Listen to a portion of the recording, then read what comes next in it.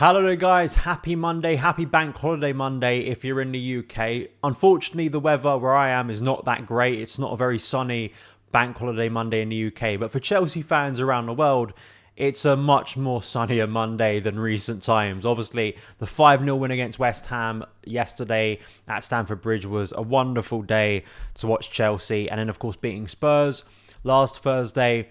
So a lot more optimism, a lot more excitement and just joy around the club, which is, listen, it's like Christmas because things haven't been like that consistently, and let's hope it stays that way for the remaining 3 games.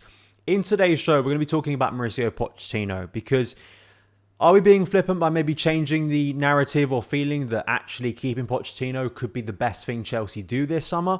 I'll give the argument for that, and why the numbers kind of back up how Chelsea have actually improved in the Premier League in 2024. Then, in similar fashion of trusting what you currently have, we're going to also speak about Victor Osimhen. There's been more reports out of Italy regarding Chelsea's interest in the transfer window this summer. And I want to ask the question whether Osimhen is really necessary. Now, this is not a new opinion from myself. Me and Matisse made a video, I think, in our podcast together. Was it January, February time? We were speaking about this and we both kind of agreed that Osimhen was not like the be-all and end-all of Chelsea's transfer business. I actually think more numbers have come out since then and some good opinions have come out since then to kind of justify why Osimhen, I think, is a risk. I'm not saying he couldn't be a good signing, but we'll get into all of that. Please do hit that like button. Please hit that subscribe button. I'll announce the giveaway again in terms of getting involved at the end of this video if you want to win that Chelsea metal home shirt.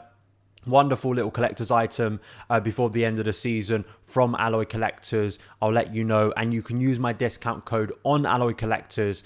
15% off at checkout. Use my discount code SonOfChelsea. The great guys at Alloy have sent me these. It's been wonderful to have and wonderful to get Thiago Silva on the back. So make sure you go over and support Alloy Collectors because it does help support Son of Chelsea. So, Chelsea 5, West Ham 0. If you haven't seen my review, it's already up on my YouTube channel, also up on the podcast feed, wherever you get it. And obviously very happy. So, extended thoughts on that game will be on that show. Today, we're going to be talking about the post-match reaction and really the big question over Mauricio Pochettino's future because it still isn't settled. David Ornstein was speaking to NBC around the time of the West Ham game, and he was sort of saying that Chelsea's hierarchy apparently are demanding Europa League qualification. And even Europa Conference League might not save Pochettino's job. But given the way Chelsea played yesterday, given the way things have turned in recent weeks and the players look to be very confident and Chelsea could very well end the season with some real positivity and conviction, is a change actually necessary? So I want to go through some of the post-match pieces from well-known Chelsea reporters who were obviously at the game. Matt Law reporting here, Chelsea finally resembling a team as long as owners don't rip it up again. Talks about the absolute ability for Chelsea to get European qualification, but he sort of goes on to say the bigger picture might be even more encouraging if the club's owners do not decide to rip everything up for a third successive summer. Chelsea may have been battered by Arsenal, but the last 4 home games should really have shown co-owners Beid Adigbali, Todd Bowley and Jose E. Feliciano that head coach Mauricio Pochettino is onto something. This thrashing of West Ham United was Chelsea's 4th successive Stamford Bridge win, during which Pochettino's side have kept 3 clean sheets and scored 17 goals. Jacob Steinberg sort of says the potential of sacking Mauricio Pochettino would be an act of extraordinary self-sabotage after that 5-0 win. And Liam Toomey for The Athletic was kind of breaking down this as kind of a big day for Chelsea becoming a team. But on top of that, showing some of the numbers since the turn of the year and also in the Premier League over recent months. So in the Premier League top 6 over the last 3 months, Chelsea are 4th behind Liverpool, played 12, goal difference 12, getting 23 points. So that's level with Newcastle and slightly better than Aston Villa. But I think a more interesting stat in terms of revealing how Chelsea have fundamentally improved is the number of goals scored at home in the Premier League in 2024. Chelsea top with Newcastle and Liverpool for 25. That's 1 more than Arsenal and Manchester City. The home form was a real issue last season, I think even the season before that, and especially at the start of this year, where it felt like Chelsea players were really struggling, especially some of the younger ones, to adapt to the pressure and the expectation of the Stamford Bridge crowd. But yesterday it was just so connected, and especially after the Man United winning, which was so dramatic, the smashing of Everton, the battering in some ways of Spurs, I will call it a battering, and of course the demolition of West Ham yesterday, it really has turned things round. And it's fundamental, but it is a big thing to kind of keep the mood of Stamford Bridge very positive in what has been some challenging times. So those numbers don't lie. And I think in terms of how this season can now end, I personally am not of the belief that it's Europa League qualification or that's it.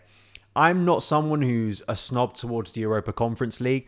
I think that would be as acceptable. I think just getting into some form of European football is important. It was kind of the minimum requirement. I think it would be good for this group because they would walk into either competition, especially the Conference League, as probably the favourites to win it. And, you know, given the need for silverware, given us getting to Wembley so many times in recent years and not getting over the line, it could be a massive moment for this current group to develop. And I think that don't be a snob about the Conference League. I think it could give us some great European away days, some new ones, because obviously we've been in the Champions League for a very long time. And I think it would be seen as a positive end to the season and getting that momentum going into next year. And it's wild that mathematically, it's not just sixth Chelsea could still get. They could even still get fifth. I know that's kind of a long shot because it would require Spurs basically losing the rest of their games and Chelsea winning their remaining three. But it shows you how quickly things have changed and how much the narrative has turned around with Pochettino. And I think my overall point about Poch is I've never quite fallen for any of the alternatives. There are, you know, the old lovers, the exes of Tuchel and Mourinho, who of course bring the chance, especially in the case of Tuchel, of a part two, of kind of finishing something that kind of ended abruptly. But there are some issues with Tuchel, I think, in terms of his style of play, how, especially from an attacking point of view, how Chelsea seemed to regress under him. And I still have some questions over that and kind of his ability over the course of a season, when actually in tournament football, I think he's a magician at times. Mourinho, I still think it is more of an emotional and vibes thing over a tactical thing, if we're talking about tactics. And in other coaches like De Zerbi, I think has really flattered to deceive this season. I think in terms of form, he's been way off it. And I think defensively, there are many, many questions regarding his style of play. Others too that have been touted. And you look at how popular Pochettino is within the club. And if this small purple patch of form is something that can be built upon further, I actually think it's a combination of sticking with Pochettino, hopefully giving him more experience in the transfer window over the summer if we can. Also, hopefully getting some of those injured players back, improving that situation so he has a stronger deck to play with at the start of next season.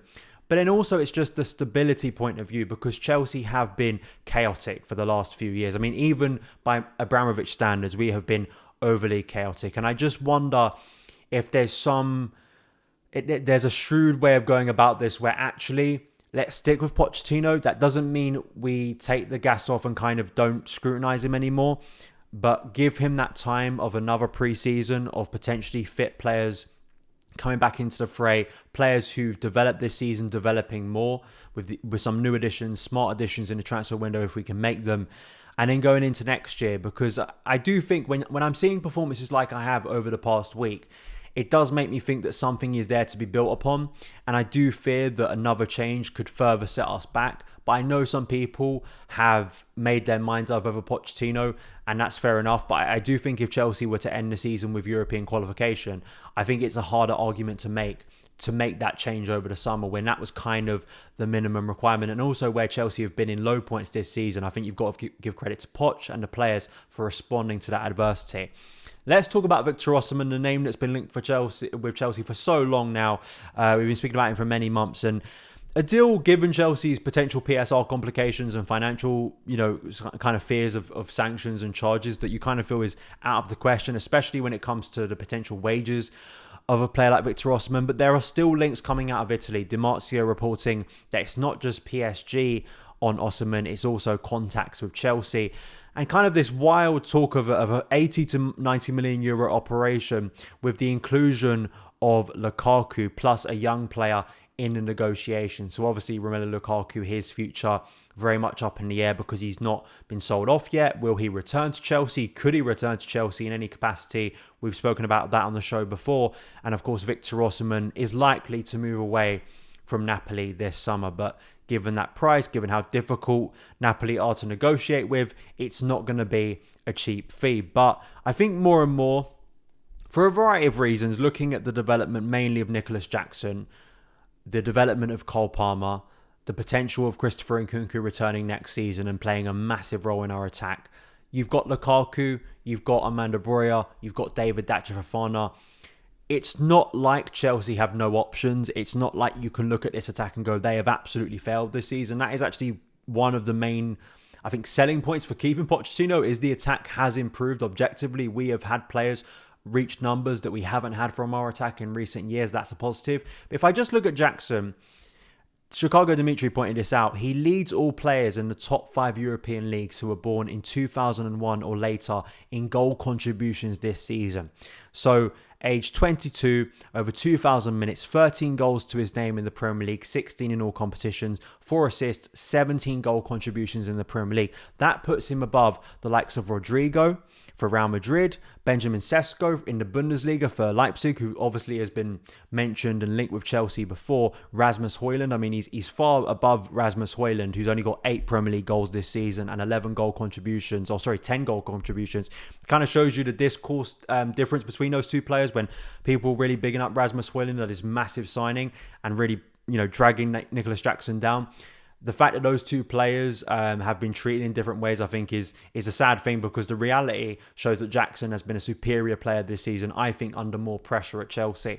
But then also expected, Chelsea pointed out in regards specifically to Osimhen, Nicholas Jackson has more non-penalty league goals than Osimhen this season. Including penalties, Nico is now just 1 goal behind Osimhen. Using Osimhen's 90s played is not a valid excuse. Do you want to spend big money on an injury-prone player?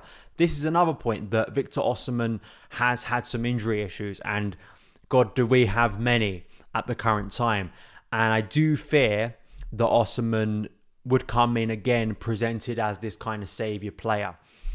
And I do look at Nicholas Jackson and I can't help but relate his first season with Tammy Abraham's first season. Tammy, I think, scored 18 in all comps, 15 in the Premier League. So just, Nicholas Jackson's just 2 behind, but could match that before the end of this year. So quite similar. We had a good developing striker in Tammy Abraham. Basically isolated him. He was out the squad. We sold him. We kept the likes of Werner and Havertz. And of course, we brought in Lukaku for big money. And we saw how that turned out.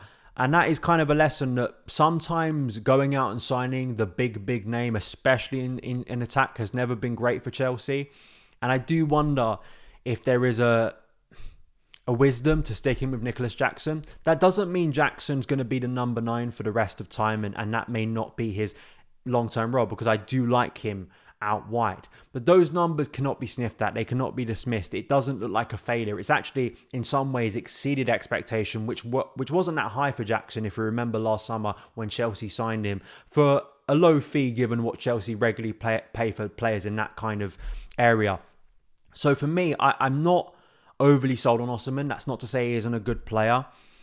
I just don't think it's the biggest priority this summer.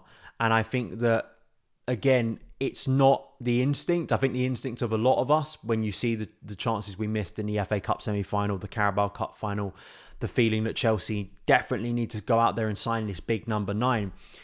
When you've actually spent money on players to develop, do you want to potentially halt that development when you could buy someone who is injury prone, that you're throwing into an environment that has already had injury problems? I don't think it's as cut and dry as we have to go out there and sign Victor Osimhen.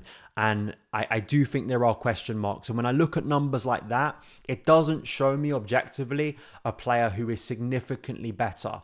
Osimhen to be a player that is going to command a huge fee, and Chelsea to spend potentially over 100 million for another transfer window, which may be unlikely to begin with. You really have to, look at a player and think, yeah, absolutely, he is significantly better. And unfortunately, when you look at those numbers, that doesn't tell you that. And I know some people aesthetically won't agree with that point of view. But again, Osimhen, like with other players like Rasmus Højlund, like Benjamin Sesko, should be a lot better than Nicholas Jackson to justify us spending a lot on him and go in front of Nicholas Jackson. That's my view. What are yours? Let me know in the comments below. Join in on the giveaway. The Alloy Collectors In the comments below, give me your favourite Thiago Silva moment. We'll be announcing the winner before the Bournemouth game, so before the massive Thiago Silva farewell. You can customise it like I have with Silva on the back. So in the comments below, get involved. Follow me across socials at SonOfChelsea, and I will see you again very soon. All the best.